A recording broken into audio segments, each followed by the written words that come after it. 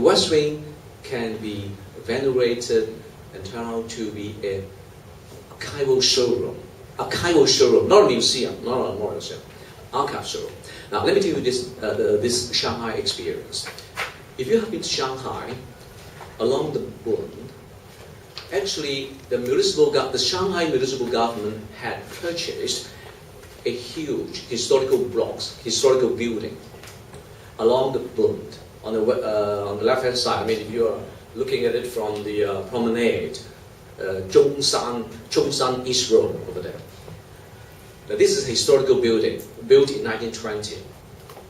The Municipal Archive of Shanghai actually renovated the building and turned it as an archive showroom. First and the second two floors, exhibition of Shanghai history. They have a special exhibition room, have a special topic. For example, they are now displaying archive of the expo. Now I'm talking about archive, now not museum. Now archive is records, documents created as a result of activities, as a result of transaction. And I'm talking about government archives. So government archives are records, documents created as a result of government activities. Now, they are evidence of government's transaction. They are basis of government accountability. Very important. So, I mean, in Shanghai, this archival showroom is, displaying all kinds of materials, all kinds of archival materials, including maps, invoices, communication, between officials, photograph, videotape, record everything. So I just went there. And have a look at the Expo Archive showroom. It displayed all kinds of documents. I think most of them are duplicate. Documents of the history of Expo. Now, not just the history of Expo of Shanghai, but the history of Expo throughout the world. Paris, London, everything. Now, that is the showroom, that is the archival showroom the Shanghai Municipal Archive put there. And as part of the part of the historical Bund, if you are a tourist, you tour around Shanghai, you can either start visiting the archive, have a glimpse of the Shanghai history, because not just the showroom, they have coffee shop, a very nice coffee shop, expensive though, over $20, But they have and then on the third floor, they have a reading room. They have a video room. You can rent out movie of old Shanghai. And also you can rent out a recording of old Shanghai. And then you have your own room, your own equipment. And then the fourth floor, a reading room, reading archival materials. And then the fifth floor, they have a karaoke room. It's very amazing. So I'm thinking maybe we can take after this. Turn West Wing CGO. We don't need all the floors. I used to work in the top floor. Top floor. That's my office. Top floor. Very tiny room. But we don't need all of it. Maybe 3-story, 4-story. It makes a very brilliant showroom for Hong Kong history. We can display the Treaty of Nanking. We can display, the China-British negotiation and all these materials of documenting the development of Hong Kong, economic, social, education.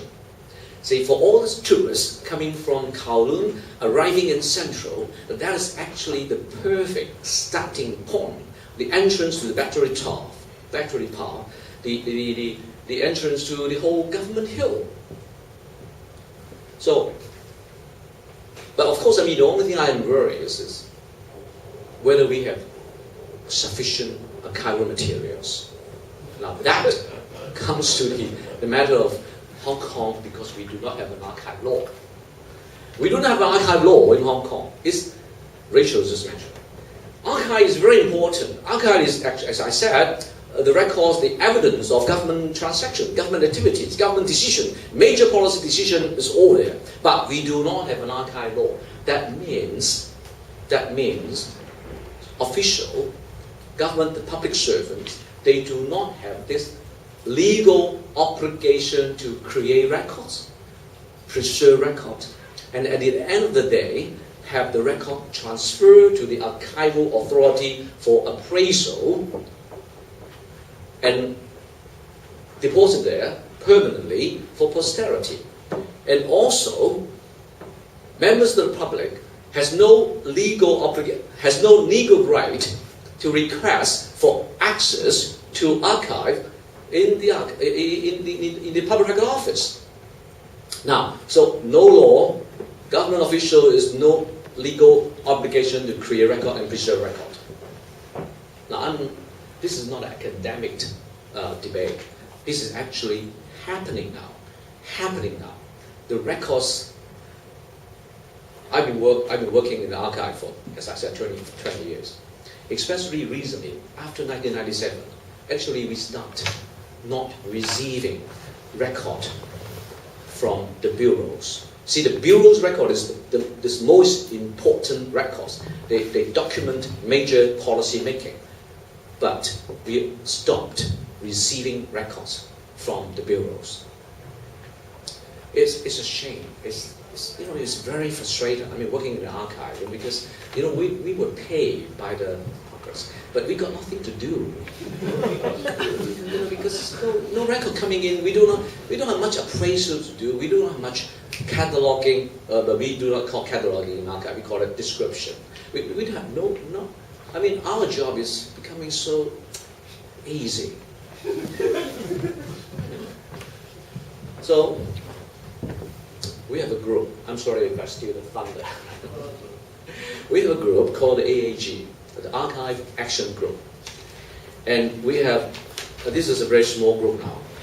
The members include former GRS director, this is my predecessor, Don Breck, me, 2 judges, Phelan Chow and William Wong, 1 legislator, Margaret Ng, and 1 university archivist, Stacey Good. See, this is the group. This is the group. There's only one agenda in this group: advocate for the legislation of archive. Without archive, no accountability. Without archive law, no accountability, no democracy, no future, no history. I'm telling you, and I'm warning you. This is not a joke. Thank you.